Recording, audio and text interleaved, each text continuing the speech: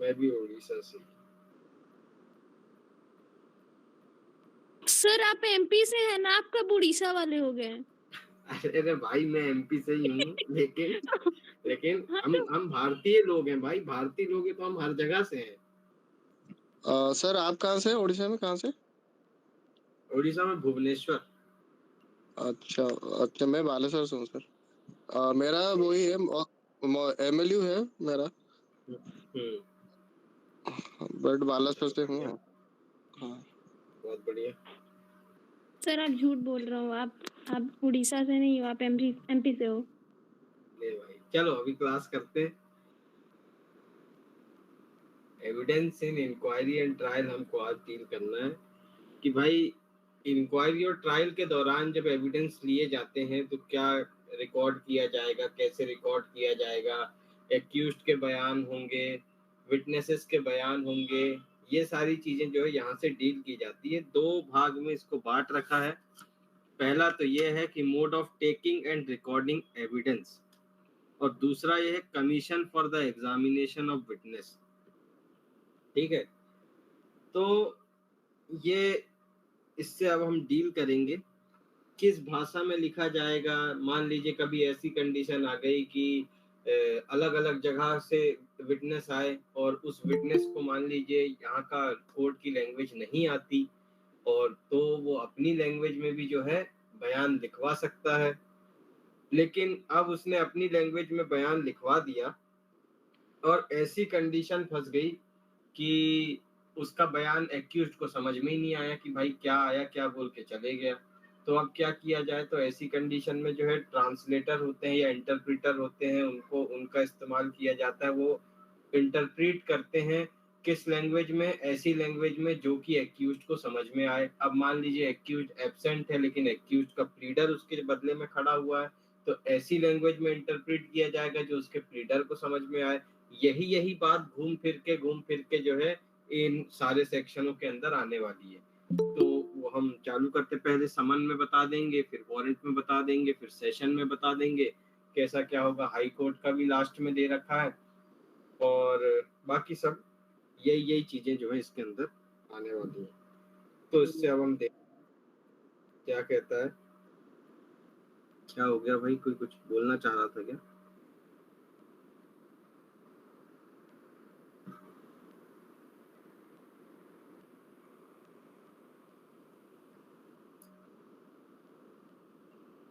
तो अभी हम डील करेंगे mode of taking and recording evidence.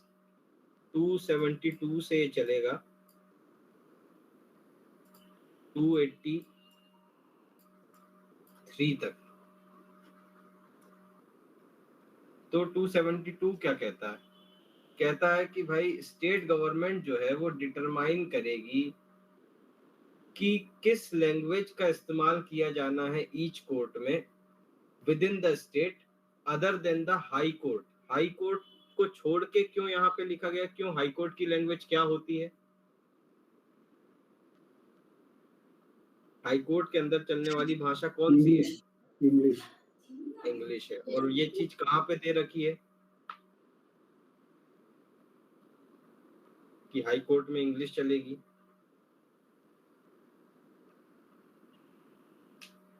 Sir official language act में नहीं, सर शेड्यूल में। और कुछ थोड़ा सा दिमाग लगाओ। हाई कोर्ट कहाँ दे रखा है? हाई कोर्ट सर कॉन्स्टिट्यूशन में 226 226 उसी के अंदर दे रखा है। कॉन्स्टिट्यूशन में बताया है कि भाई हाई कोर्ट की लैंग्वेज इंग्लिश रहेगी और सुप्रीम कोर्ट की लैंग्वेज भी इंग्लिश रहेगी। ठीक है, तो उसमें जो ऑफिशियल लैंग्वेज वाला एक चैप्टर हम पढ़ते हैं उसके अंदर बताया, यदि आपको याद होगा तो। फिर स्टेट गवर्नमेंट जो डिटरमाइन कर देगी कि उसके जो कोर्ट्स हैं उनके अंदर जो भाषा चलनी है वो कौन सी भाषा का इस्तेमाल वहां पे किया जाएगा। ठीक है, फिर 273 बताता है evidence to be taken in presence of the accused except as otherwise expressly provided. यदि कहीं पे एक्सप्रेसली प्रोवाइड किया गया है कोई एक्सेप्शन, तो उसको ध्यान में रखते हुए जितने भी एविडेंसेस लिए जाएंगे एक ट्रायल के दौरान या किसी भी अदर प्रोसीडिंग के दौरान, तो वो एक्यूज्ड की प्रेजेंस में कंडक्ट करवाए जाएंगे। ठीक है, जितने भी एविडेंसेस लिए जाएंगे, जितने भी विटनेसेस के बयान रिकॉर्ड करवाए जाएंगे, वो in the presence of accused होंगे, एक्यूज्ड की प्रेजेंस में करवाए जाएंगे। अब मान लीजिए कभी ऐसी कंडीशन आ जाती है कि कुछ कारणवश एक्यूज्ड नहीं आ पा रहा है, या एक्यूज्ड बीमार है, या एक्यूज्ड एब्सेंट है, तो एक्यूज जो है अपना वकील भी अपॉइंट करता है। तो ऐसी कंडीशन में जो उसका प्लीडर रहेगा, ठीक है, तो उसके प्लीडर की प्रेजेंस में फिर जो है वो सारे के सारे बयान जो है वो करवाए जाएंगे। बिना उनकी प्रेजेंस के आप बयान नहीं करवा सकते। और कभी कभी ऐसी कंडीशन होती है जो प्रैक्टिकली, मैं इस बात को बताना चाह रहा हूँ, क्योंकि थ्योरेटिकल तो ये लिखा है कि उसकी प्रेजेंस वहां पे जरूरी है। प्रैक्टिकली कई बार क्या हो जाता है कि जैसे कोई एक विटनेस आता है, तो एक विटनेस आता है तो उसका सबसे पहले चीफ एग्जामिनेशन होता है। तो मान लीजिए कि डिफेंस लॉयर जो है या एक्यूज्ड का जो लॉयर है वो वहां पे है नहीं, वो वहां पे मौजूद नहीं है, तो ऐसी कंडीशन में एक्यूज्ड का लॉयर जो है वो बोल सकता है कि आप जो है इनका चीफ एग्जामिनेशन आप करवा के रखिए, और हम जब जब आएंगे तो हम इनका क्रॉस एग्जामिनेशन कर लेंगे। तो ऐसा वो अपनी तरफ से परमिशन दे सकता है। यदि उनने कह दिया कि नहीं मैं आऊंगा तभी उसका एग्जामिनेशन कंडक्ट करवाया जाए, तो ऐसी कंडीशन में फिर वो वहां पे प्रेजेंट रहेगा, तभी जो है उसका एग्जामिनेशन, उस विटनेस का एग्जामिनेशन कंडक्ट करवाया जाएगा। किसी का माइक शायद ओपन है तो उसको बंद कर लें। फिर प्रोवाइडेड दैट, प्रोविजो क्या कहता है? प्रोविजो ये कहता है कि यदि कोई 18 साल से कम की महिला है, वुमेन है, और जिसके अगेंस्ट जो है रेप हुआ है या किसी तरीके का सेक्सुअल ऑफेंस कमिट हुआ है, तो उसके जब बयान होंगे, तो उसके एविडेंस जब करवाए जाएंगे, तो उस समय ये बात कोर्ट ध्यान रखेगा, कोर्ट प्रॉपर एप्रोप्रिएट मेजर लेगा कि वो वुमेन किसी भी हालत में एक्यूज्ड के सामने कन्फ्रंट ना करे। ठीक है, इस चीज के लिए कोर्ट जो है प्रॉपर मेजर्स लेगा, कोर्ट जो है प्रॉपर तरीके अपनाएगा, ताकि वो किसी भी तरीके से जब उसका बयान हो तो वो उस एक्यूज्ड के, उस आरोपी के सामने ना आए, आमना सामना उसका ना हो सके। और इसका अर्थ ये नहीं है कि भाई आप एक्यूज्ड के क्रॉस एग्जामिनेशन का राइट जो है उसको खत्म कर देंगे। तो एक्यूज्ड जो है क्योंकि एक्यूज्ड बाय प्लीडर वहां पे रिप्रेजेंट किया जाएगा, तो उस कंडीशन में जो है उस लड़की का क्रॉस एग्जामिनेशन भी किया जाएगा, लेकिन उसके प्लीडर के द्वारा। ठीक है, उस समय भी ये बात ध्यान में रखी जाएगी कि एक्यूज्ड उसके कन्फ्रंट ना हो। यदि इस चीज को और अच्छे से समझना है तो आप एक मूवी जो मनोज वाजपेयी की आई थी, एक बंदा काफी, उसको देख लेंगे तो बहुत अच्छे से ये सीन आपको तुरंत क्लियर हो जाएगा, या जिसने देखा होगा तो उसको ये बात समझ में आ चुकी होगी कि जब उसके बयान होते हैं तब वो बाबा जो होते हैं वो सामने नहीं आते। ठीक है, फिर 274 record in summon cases and inquiries. जब समन केस चलेगा या इंक्वायरी होगी तो उस समय कैसे रिकॉर्ड मेंटेन किया जाएगा, मतलब एविडेंस करवाए जाएंगे या विटनेसेस को मतलब विटनेसेस का एग्जामिन किया जाएगा, तो उस समय क्या प्रोसीजर रहेगा। तो जब समन केस किसी मजिस्ट्रेट के सामने चलेगा, तो उसमें जितनी भी इंक्वायरी होंगी 145 टू 148 में, और जितनी भी प्रोसीडिंग अंडर सेक्शन 446 होंगी, और या फिर otherwise then in a course of a trial, उसमें जितनी भी जो है प्रक्रिया चलेंगी, उस दौरान जो है मजिस्ट्रेट है जब वो एग्जामिन करेगा किसी विटनेस को, तो एक मेमोरेंडम बनाएगा, make a memorandum of the substance of the evidence in the language of the court. Court की लैंग्वेज में जो है वो एक मेमोरेंडम तैयार करेगा, और प्रोवाइडेड दैट यदि मजिस्ट्रेट जो है उस मेमोरेंडम को खुद बनाने में असमर्थ है, या वो नहीं बना पा रहा है किसी कारणवश, तो ऐसी कंडीशन में जो है वो अब इस रीजन को रिकॉर्ड करेगा कि इन कारणवश जो है वो ये काम नहीं कर पाया, और उस मेमोरेंडम को जो है राइटिंग में या फिर डिक्टेशन देकर ओपन कोर्ट में वो किसी व्यक्ति से रिकॉर्ड करवाएगा। जनरली क्या होता है कि भाई कोर्ट खुद तो, जज बैठ के खुद तो नहीं लिख सकता ना कोई चीज, तो इसलिए वहां पे रीडर लगे होते हैं, तो वो रीडर लोगों जब कोर्ट क्या करता है, ओपन कोर्ट के अंदर, कोर्ट नहीं, मजिस्ट्रेट साहब क्या करते हैं, ओपन कोर्ट के अंदर जो है उस चीज को रीडर के सामने बोलते जाते हैं और वो रीडर क्या करते हैं, उस चीज को टाइप करते जाते हैं। ठीक है, तो ये बात, क्योंकि हर चीज यदि जज लिखने बैठेगा तो फिर वो तो असंभव हो गया कि कोई भी केस, कोई एक केस भी एक दिन में खत्म हो सके। तो इसलिए जो है ये प्रोविजन यहाँ पे दे रखा है। ऐसा जो मेमोरेंडम तैयार किया जाएगा उसको मजिस्ट्रेट साइन करेंगे और उसको फिर अपने रिकॉर्ड में अटैच कर देंगे, यानी अपने खुद के रिकॉर्ड में नहीं, उस केस के रिकॉर्ड में अटैच कर देंगे। ठीक, फिर रिकॉर्ड इन वारंट केस। तो जितने भी वारंट केस होंगे जो मजिस्ट्रेट के सामने चल रहे हैं, तो जितने भी विटनेसेस को का एविडेंस लिया जाएगा, जितने भी विटनेसेस को एग्जामिन किया जाएगा, तो उसको रिटर्न में लिखा जाएगा। भाई उसके बयान होंगे, तो केवल ऐसा तो है नहीं कि वो यहाँ से मौखिक बयान देगा और वहां पे जज उस मौखिक बयान को सुन के अपने दिमाग में रख लेगा, क्योंकि एक केस तो एक कोर्ट में चलता नहीं है, केस तो बहुत सारे चलते हैं। तो वही बात यहाँ पे लिखिए कि भाई सबसे पहले उसको राइटिंग में करेगा, या तो खुद मजिस्ट्रेट या तो खुद रिटर्न करेगा उसको, या फिर उसके डिक्टेशन करवाएगा उसका ओपन कोर्ट में। ठीक है, और यदि वो खुद नहीं कर पा रहा है, इनकेपेबल है, तो ऐसी कंडीशन में जो है किसी को वो कोर्ट जो है एक ऑफिसर को अपॉइंट करेगी जो उसके एवज में जो है ये काम करेगा, जो उसके बयानों को, मतलब जो भी गवाह आए हैं उन गवाह के बयानों को लिखेगा। ठीक है, अभी एक इसमें प्रोविजो भी दे रखा है 275 के अंदर। वो प्रोविजो जो है आपका 2008 के अमेंडमेंट एक्ट से ऐड किया गया था, जो कहता है कि भाई ये जो बयान है, विटनेसेस के बयान है, वो ऑडियो वीडियो इलेक्ट्रॉनिक माध्यम से भी या ऑडियो वीडियो इलेक्ट्रॉनिक मींस के जरिए भी करवाए जा सकते हैं। देखिए कई बार ऐसा होता है कि मान लीजिए कोई व्यक्ति है, कोई विटनेस है, प्राइम विटनेस है मान लीजिए, और वो कहीं बहुत दूर है या उसका आना संभव नहीं है। ठीक है, तो ऐसी कंडीशन में जो ऑडियो वीडियो इलेक्ट्रॉनिक मीन्स हैं उनके माध्यम से भी जो है उनके थ्रू एवी मीडियम क्या करवाया जा सकता है, उनके विटनेसेस को, उनके एविडेंस को रिकॉर्ड करवाया जा सकता है in the presence of advocate of accused. ठीक है, जो पर्सन एक्यूज्ड है उसके एडवोकेट की प्रेजेंस में ये चीज करवाई जाएगी, अन्यथा नहीं करवा सकते। ठीक है, तो एक्यूज्ड की प्रेजेंस में जो है, हाँ हाँ हाँ, एक बार और बताइए ना, वो 275 से मतलब ऊपर से बताइए ना, प्रोविजो के और आगे से। वो ये कह रहा है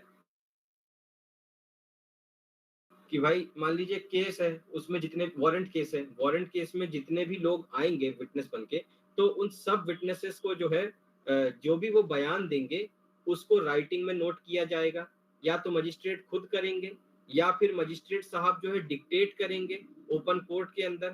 ठीक है, और यदि कभी ऐसा हो जाता है कि मजिस्ट्रेट साहब वो ये खुद ये काम नहीं कर पा रहे हैं, तो ऐसी कंडीशन में वो कोई ऑफिसर को अपॉइंट कर देंगे कोर्ट के कि भाई आप जो है इस चीज को, ये जो बयान हो रहे हैं आप इनको कंडक्ट करवाइए।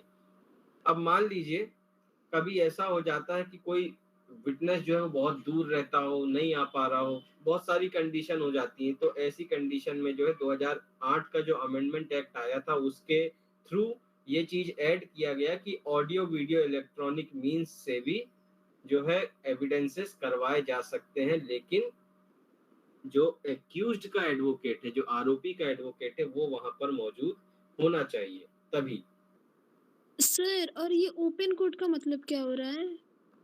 ओपन कोर्ट यानी कि बंद कोर्ट में नहीं, एक ट्रायल होता है इन कैमरा ट्रायल या इन कैमरा प्रोसीडिंग होती है, जब बयान जो होते हैं बंद कोर्ट में होते हैं, जब कोर्ट में कोई और मौजूद नहीं होता। जनरली जो सीरियस नेचर के केस होते हैं या जनरली जो वुमेन के अगेंस्ट ऑफेंसेस होते हैं, तो इन ऑफेंसेस में जो है इन कैमरा प्रोसीडिंग होती है। इन कैमरा प्रोसीडिंग मतलब ये होता है कि वो कैमरे के सामने नहीं होती। इन कैमरा प्रोसीडिंग का अर्थ ये होता है कि जो बंद कोर्ट में प्रोसीडिंग होती है, जहाँ पे जज होगा, उसके रीडर होंगे, उसके ऑफिशियल्स होंगे, वकील होंगे, और केवल वो विटनेस रहेगा जिसका बयान वहां पे रिकॉर्ड किया जाना है। ठीक है, उनको छोड़ के बाकी कोई भी दूसरा व्यक्ति वहां पे नहीं रहेगा। ओपन कोर्ट का अर्थ ये है कि कोर्ट जो है, कोर्ट में सारे कोई भी लोग एंटर कर सकते हैं, ठीक है, और उन सबके सामने जो है कोर्ट क्या करवाएगा, उस चीज को रिकॉर्ड करवाएगा, ये ओपन कोर्ट है, ठीक है। Yes sir, thank you sir. Okay, फिर जहां पे देखिए, where the magistrate causes the evidence to be taken down, he shall record a certificate that evidence could not be taken down by himself for a reason referred to in subsection 1।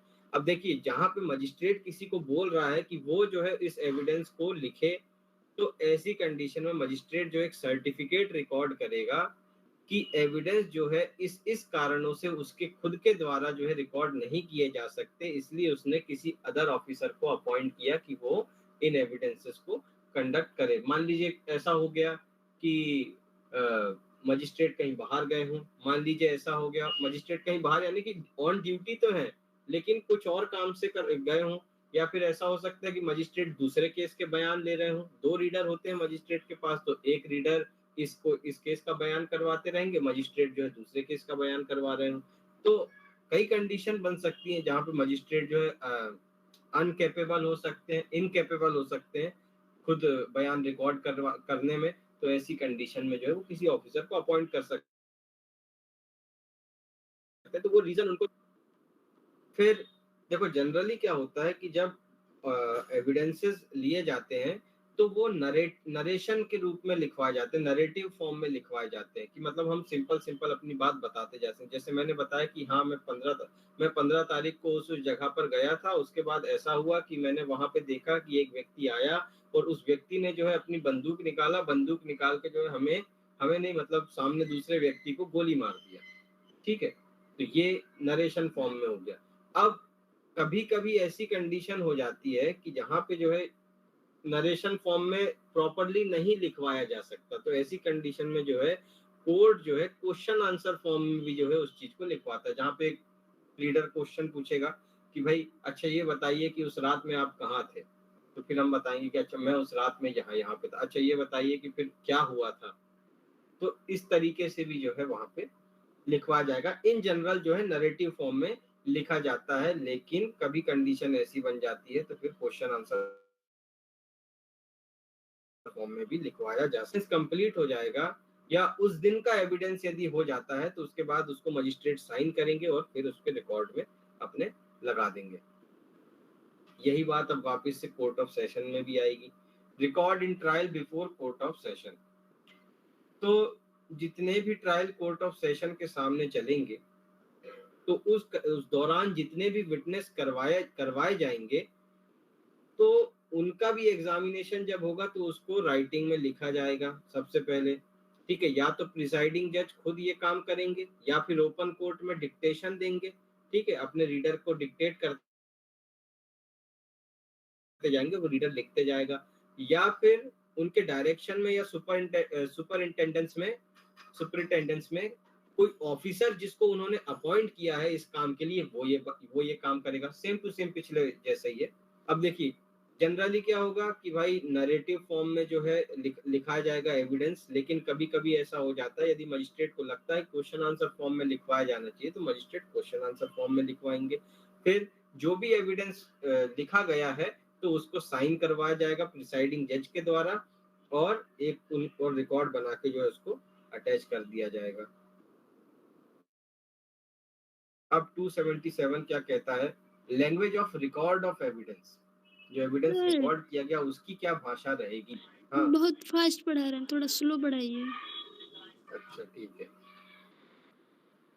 तो record of मतलब language of record of evidence, जो evidence record किया जाएगा उसकी क्या language रहेगी। तो in every case where evidence is taken down under section 275 और 276, 275 और 276 में 275 मैंने वारंट केस में और 276 मैंने सेशन कोर्ट में जो है ट्रायल जो किया गया है, तो उन केस में जब एविडेंसेस लिए गए तो जनरली इफ द विटनेस, जो विटनेस है यदि वो कोर्ट की भाषा में कोर्ट की लैंग्वेज में यदि एविडेंस देता है तो उसको उसी लैंग्वेज में लिख लिया जाएगा। मान लीजिए किसी कोर्ट में इंग्लिश भी चलती हो, हिंदी भी चलती हो, तो किसी व्यक्ति ने मान लीजिए कि हिंदी में अपने बयान लिखवाए तो उसको हिंदी में लिख लिया जाएगा। अब उस व्यक्ति को ना हिंदी आती है ना इंग्लिश आती है, उसने तमिल में यदि अपने बयान लिखवा दिए तो जहां तक पॉसिबल होगा तमिल भाषा में ही उसके बयान को लिखा जाएगा। लेकिन यदि प्रैक्टिकेबल नहीं है तो फिर उसका ट्रू ट्रांसलेशन करवाया जाएगा। ठीक है, यदि प्रैक्टिकेबल नहीं है तो फिर उसका ट्रू ट्रांसलेशन करवाया जाएगा उस एविडेंस का। किस लैंग्वेज में? जो कोर्ट की लैंग्वेज चलती है। और उसके बाद मजिस्ट्रेट या प्रिसाइडिंग जज जो है वो उसको साइन करेंगे और उसको फिर अपने रिकॉर्ड में अटैच करेंगे। ठीक है, सिंपल सी बात है। कोई व्यक्ति यदि कोर्ट की लैंग्वेज नहीं बोल पा रहा है तो ऐसी कंडीशन में उसका ट्रू ट्रांसलेशन करवाया जाएगा, एकदम सही सही उसको ट्रांसलेट करवाया जाएगा। और उसके बाद फिर जो है क्या किया जाएगा, मजिस्ट्रेट साहब जो है वो साइन करेंगे और उसको अपने रिकॉर्ड पे अटैच कर देंगे। अब मान लीजिए where under clause B evidence is taken down in the language other than the language of court। यहाँ पे वही बात थी, वही की वही बात यहाँ पे भी उन्होंने रिपीट कर दी। मान लीजिए क्या हुआ कि जो एविडेंस रिकॉर्ड किया गया वो किसी और भाषा में रिकॉर्ड कर दिया गया, कोर्ट की भाषा को छोड़ के किसी अदर लैंग्वेज में रिकॉर्ड किया गया, तो ऐसी कंडीशन में जो है क्या करवाया जाएगा, ट्रू ट्रांसलेशन करवाया जाएगा। ठीक है, कोर्ट जो है उसको प्रिपेयर करेगा जितनी जल्दी से जल्दी पॉसिबल हो। उसके बाद फिर मजिस्ट्रेट साहब या जज साहब जो भी हैं वो उसमें साइन करेंगे और फिर उसको अपने रिकॉर्ड पे अटैच कर देंगे। प्रोवाइडेड दैट, प्रोविजो क्या कहता है, मान लीजिए कि इंग्लिश में एविडेंसेस रिकॉर्ड करवाए गए, ठीक है, and a translation thereof in the language of the court is not required by any of the parties। मान लीजिए किसी ने इंग्लिश में बयान दे दिया और उसके बाद दोनों में से कोई भी पार्टी को, ना एक्यूज्ड को ना प्रोसिक्यूशन को उसको ट्रांसलेट करवाना हो। ठीक है, मतलब उनको इंग्लिश समझ में आ रही है और वो नहीं चाहते कि इसका ट्रांसलेशन हो कोर्ट की लैंग्वेज में, तो ऐसी कंडीशन में जो है कोर्ट उस ट्रांसलेशन को नहीं करवाएगा। ठीक है, ऐसी कंडीशन में कोर्ट उस ट्रांसलेशन को नहीं करवाएगा। कब? जब इंग्लिश में बयान किसी ने दे दिया है और दोनों पार्टी को कोई समस्या नहीं है, तो ऐसी कंडीशन में। अब 278 procedure in regard to such evidence when completed. अभी जब एविडेंस कंप्लीट हो जाएंगे तो उसके बाद का क्या प्रोसीजर रहेगा, तो जब हर विटनेस का एविडेंस कंप्लीट हो जाएगा, ठीक है, जिन्होंने मतलब हर एक विटनेस का, ठीक है, जैसे मान लीजिए 10 विटनेस है तो जैसे ही मान लीजिए उनमें 10 में से किसी एक विटनेस का एविडेंस कंप्लीट हो गया 275 276 के अंदर, तो उसके बाद वो जितनी भी चीजें उसमें लिखी हैं, जो भी चीजें उसने बोला है, वो उसको पढ़ के सुनाया जाएगा in the presence of accused के सामने उसको वो सारी बातें पढ़ के सुनाई जाएंगी। इफ इन अटेंडेंस और ऑफ हिज, यदि वो एक्यूज्ड वहां पे मौजूद है तो उसको उसके सामने सुनाया जाएगा। अदरवाइज वो नहीं है और उसका प्लीडर वहां पे मौजूद है, उसका वकील वहां पे आया हुआ है, तो फिर वकील साहब के सामने उनको वो सारी बातें सुनाई जाएंगी और यदि नेसेसरी होगा तो उसको करेक्ट भी किया जाएगा। यदि नेसेसरी कहीं लगता है तो ऐसी कंडीशन में वो करेक्ट भी कर सकते हैं। ठीक है, इफ नेसेसरी बी करेक्टेड। अब यदि विटनेस जो है कहीं पे करेक्टनेस को, if witness denies the correctness of any part of the evidence when the same is read over to him. मान लीजिए, इसको समझने के पहले जो एक चीज मैं बताता हूँ, एक सिनेरियो बताता हूँ, तब आप इस चीज को समझ पाएंगे कि यदि मान लो कोई एविडेंस दिया गया और विटनेस को पढ़ के सुनाया गया और उसको लगता है कि यार जैसा अब ये पार्ट यहाँ पे जो आया है ये गलत है, ठीक है, उसको ऐसा लगता है कि ये पार्ट गलत है, तो फिर जज जो है उस पार्ट को करेक्ट नहीं करेगा। ठीक है, एक बार जो एविडेंस लिखा गया वो लिखा गया, जज उस पार्ट को करेक्ट नहीं करेगा, बल्कि जो है जज एक मेमोरेंडम तैयार करेगा। जज जो है एक ऑब्जेक्शन का मेमोरेंडम तैयार करेगा और उसमें रिमार्क ऐड कर देगा। ठीक है, कि भाई मतलब जज लिख देगा कि इस मतलब ये जो बयान किए गए बयान के जो मतलब जो विटनेस स्टेटमेंट किए गए स्टेटमेंट के पॉइंट नंबर 10 पे विटनेस ने आपत्ति उठाई, ऑब्जेक्शन उठाया और कहा कि इन्होंने जो है ये शब्द वहां पे नहीं कहे थे, इन्होंने उसके बदले में ये कहा था।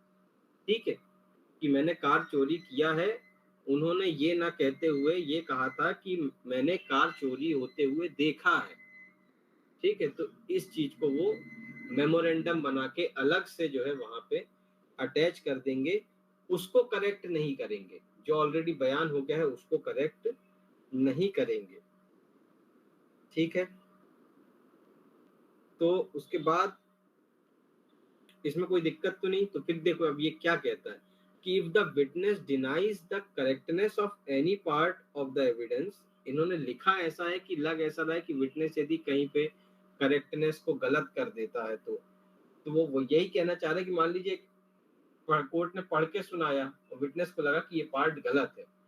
ठीक है, तो वो करेक्टनेस को डिनाई कर रहा है, उस स्टेटमेंट की करेक्टनेस की, हाँ ये स्टेटमेंट सही है कोर्ट कह रहा है।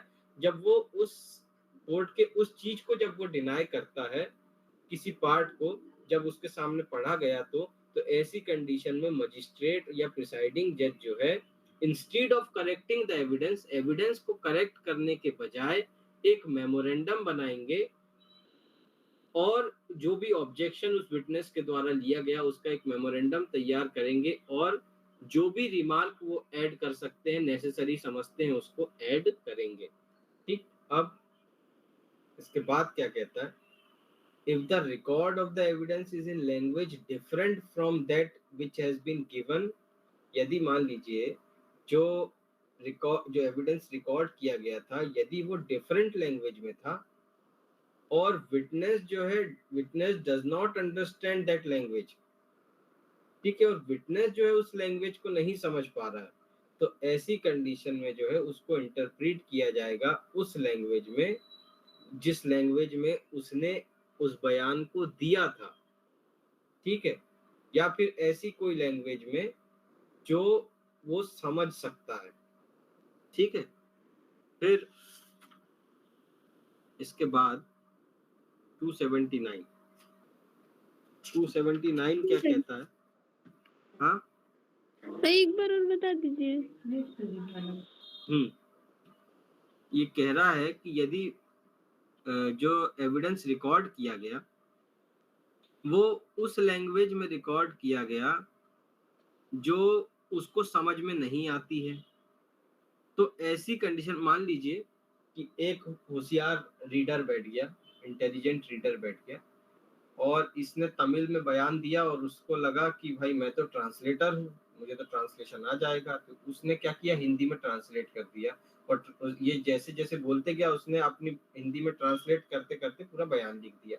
अब सामने हिंदी में बयान पढ़ के सुनाया गया, तो अब इनको तो हिंदी आती नहीं थी विटनेस को, तो इन्होंने बोला कि मुझे तो हिंदी आती नहीं है, ऐसे में क्या किया जाए।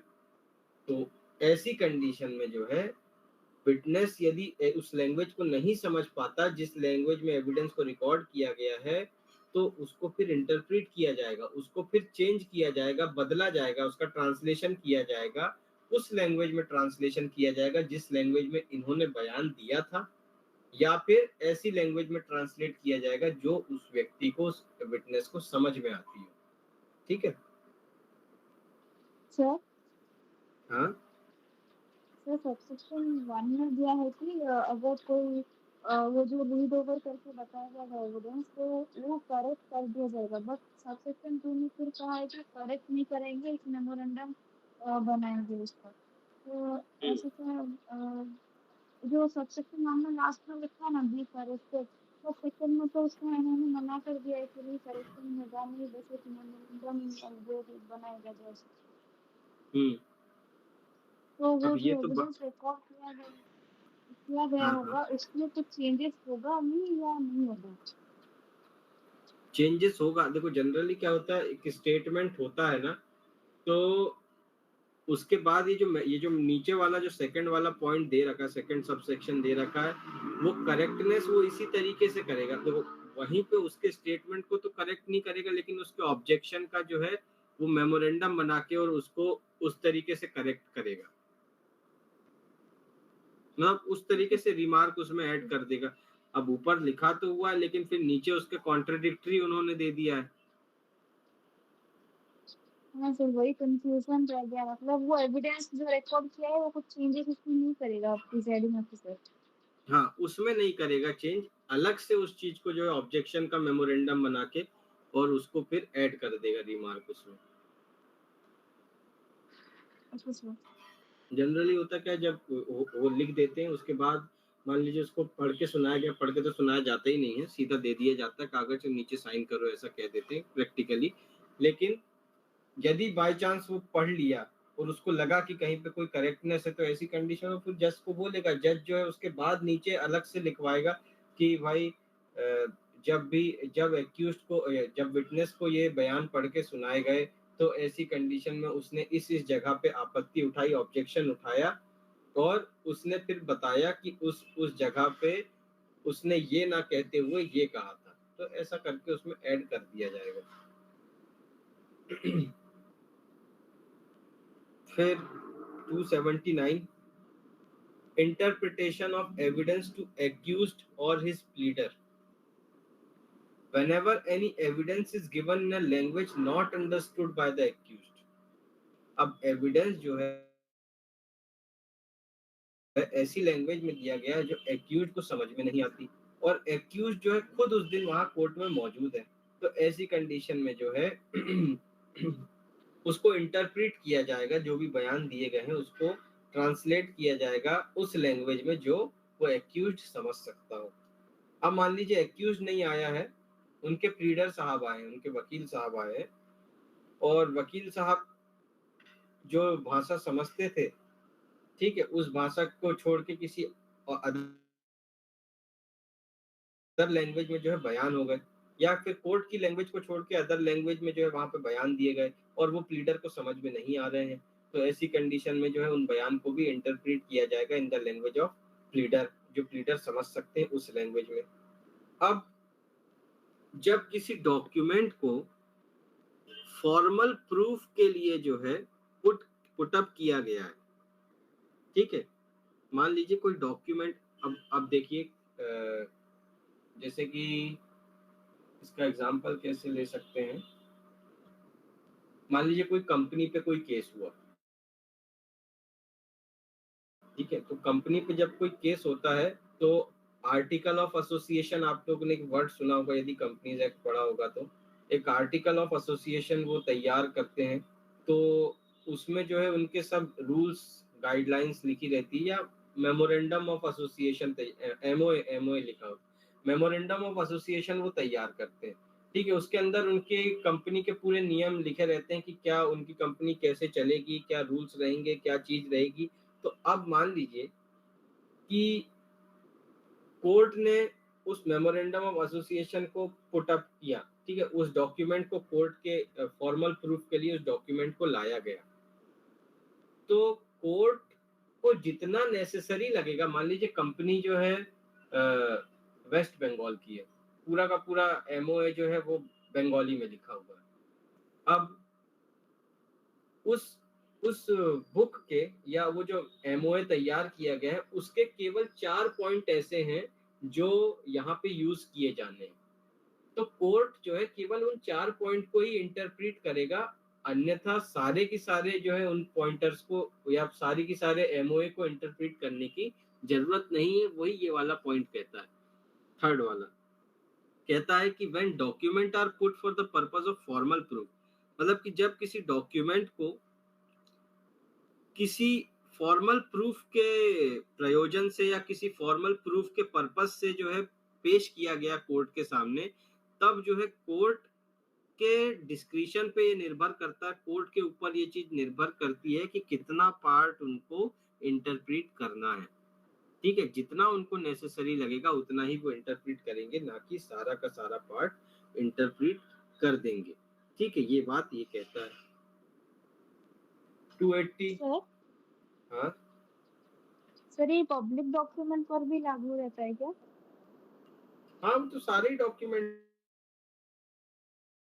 पे है ना, वहाँ तो डॉक्यूमेंट वर्ड का यूज किया गया, तो डॉक्यूमेंट वर्ड यानी कि जो डॉक्यूमेंट की डेफिनेशन के अंदर आते हैं वो सारे के सारे डॉक्यूमेंट है। Okay sir. अब 280 remarks respecting the demeanor of the witness। मान लीजिए कोई विटनेस, तो विटनेस का रवैया जो है उस चीज पे भी जो है रिमार्क दे सकता है कोर्ट। ठीक है, तो क्या कहता है कि जब कोई प्रिसाइडिंग जज या मजिस्ट्रेट किसी विटनेस का एविडेंस रिकॉर्ड करता है, ठीक है, जब कोई प्रिसाइडिंग जज या मजिस्ट्रेट किसी विटनेस का एविडेंस रिकॉर्ड करता है तो ऐसी कंडीशन में जो है वो ऐसे रिमार्क्स ऐड कर सकता है यदि उसको लगता है कि कोई विटनेस का बिहेवियर जो है सही नहीं है।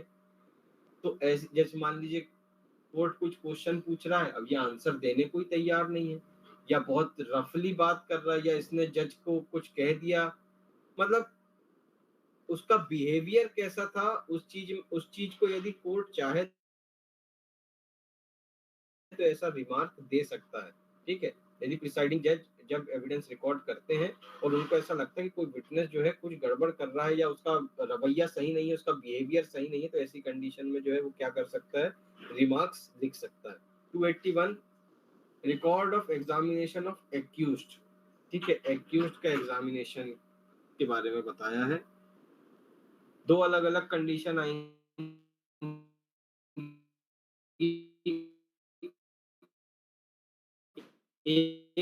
एक कर रहा है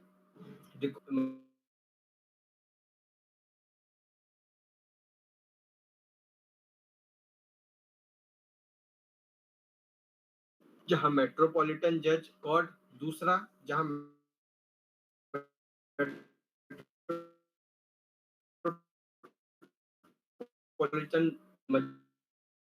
मेट्रोपॉल एग्जामिन किया जा रहा है। एक्यूज ने बहुत बड़ा, यहाँ पे जो मजिस्ट्रेट है, मेट्रोपॉलिटन मजिस्ट्रेट है, वो उसका एक मेमोरेंडम बनाएगा। ठीक है, जो उसने जो एक्यूज का उसने जो एग्जामिनेशन किया, उस एग्जामिनेशन करने के बाद उसको क्या क्या चीजें उसमें समझ में आई, उस चीज का वो एक मेमोरेंडम तैयार करेगा। ठीक, और कोर्ट की लैंग्वेज में, और उस मेमोरेंडम को फिर वो साइन करेगा और उसको अपने रिकॉर्ड में अटैच कर लेगा। ठीक है,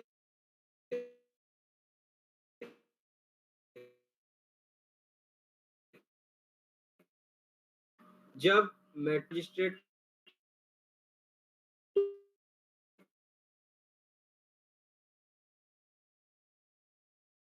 मेट्रोपॉलिटन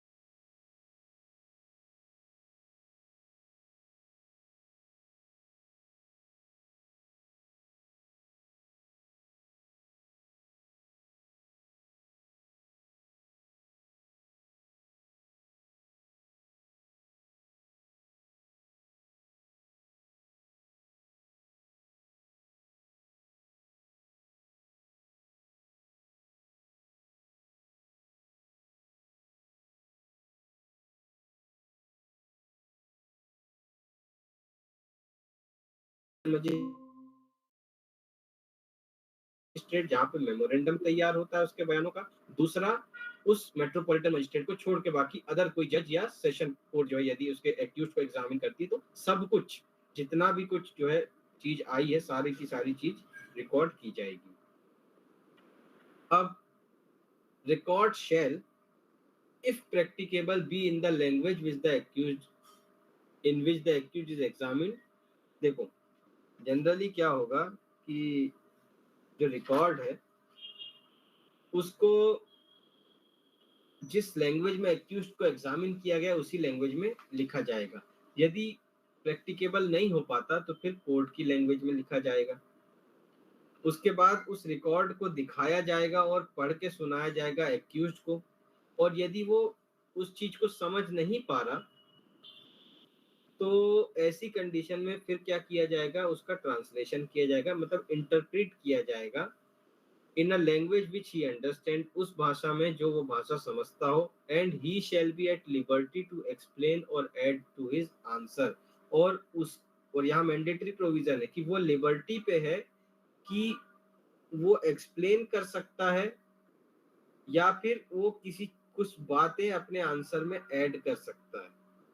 ठीक, उसके बाद एक्यूज्ड के द्वारा भी उस स्टेटमेंट को साइन किया जाएगा और मजिस्ट्रेट या प्रिसाइडिंग जज जो है उनके द्वारा भी, और वो फिर सर्टिफाई करेंगे, who shall certify under his hand that examination was taken in his presence and hearing, मतलब कि एग्जामिनेशन जो है उसके सामने करवाया गया और हियरिंग भी उसके सामने की गई, और जितने भी रिकॉर्ड इसमें लिखे हुए हैं वो सब की सब फुल हैं और ट्रू अकाउंट हैं उन स्टेटमेंट के जो कि एक्यूज्ड ने वहां पे दिए। मतलब कि एक तरीके से उसके जो भी बयान हुए उनको सत्यापित कर लिया जाएगा, मान लिया जाएगा कि जो भी बात इसने बोला वही की वही यहाँ पे लिखी गई है और उनके सामने लिखी गई है।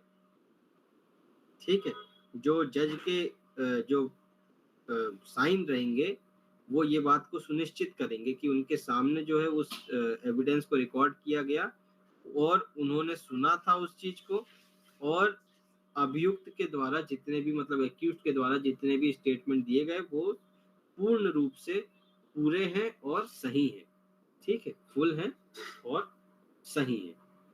Nothing in this section shall be deemed to apply to the examination of an accused person in the course of summary trial. तो जो समरी ट्रायल होता है इस सेक्शन की लिखी गई कोई भी बात समरी ट्रायल में जब एक्यूज्ड का एग्जामिनेशन किया जाएगा उस पे अप्लाई नहीं करेगी। तो क्वेश्चन कभी बन गया तो यहाँ से क्वेश्चन बन सकता है। आजकल जो है नेगेटिव क्वेश्चन ज्यादा ये उठाने लगे, तो पूछ लेगा कि भाई जो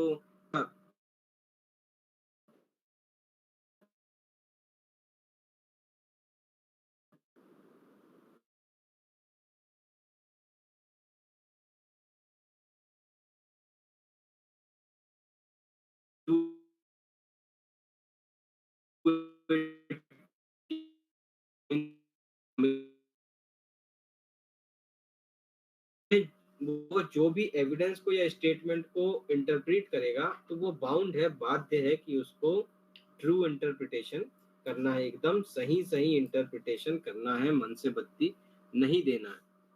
ठीक है, सब कुछ सही सही वो लिखेगा। और रिकॉर्ड इन हाई कोर्ट, तो हर एक हाई कोर्ट जो है, एवरी हाई कोर्ट में बाय जनरल रूल, हर हाई कोर्ट जो है जनरल रूल के थ्रू प्रिस्क्राइब करेगा कि किस तरीके से जो है विटनेस के एविडेंसेस और एक्यूज्ड का एग्जामिनेशन उन केसेस में जो उनके सामने आएंगे। ठीक है, हाई कोर्ट के सामने मान लीजिए यदि कोई केस आ जाता है तो वहां पे कैसे विटनेसेस को एग्जामिन किया जाए, मतलब उनका एविडेंस लिया जाएगा या फिर उनको एक्यूज्ड को किस तरीके से एग्जामिन किया जाएगा, इसका प्रोसीजर वो खुद बताएगा। ठीक है, और and such evidence and examination shall be taken down under such rule, और उसी रूल के हिसाब से उस एविडेंस को और एग्जामिनेशन को लिखा जाएगा। किस केस में बोल रहा है, इन केसेस कमिंग बिफोर इट, जो हाई कोर्ट के सामने केसेस आ रहे हैं उन केसेस में। ठीक है, बाकी का तो हमने प्रोसीजर ऑलरेडी पढ़ लिया है। तो ये एक पार्ट था इसका। किसी को कोई डाउट इसमें? 272 से 283 तक सिंपल सिंपल सी चीज दे रखी, वही वही वही वही बार बार, फिर इंटरप्रिटेशन, फिर उसको समझ में नहीं आया तो वापस उसकी भाषा में इंटरप्रेट कर दो, उसके वकील को समझ में नहीं आया तो फिर वो वकील की लैंग्वेज में इंटरप्रेट कर दो। ठीक है, जो इंटरप्रेटर होगा उसको सही इंटरप्रिटेशन देना है। मजिस्ट्रेट यदि बयान लिखवा पा रहे हैं तो ठीक है, ओपन कोर्ट में नहीं लिखवा पा रहे हैं तो फिर ओपन कोर्ट में उसको डिक्टेट करेंगे, और यदि वो वहाँ पे कुछ कारणवश करवा ही नहीं सकते तो फिर ऑफिसर को अपॉइंट कर देंगे, वो करवा देगा। तो इस तरीके से जो है यहाँ पे सारी चीजें घूम के वही बातें आई हैं। यदि किसी को कोई डाउट है तो वो पूछ सकता है। 281 का क्लॉज 2 बता दीजिए।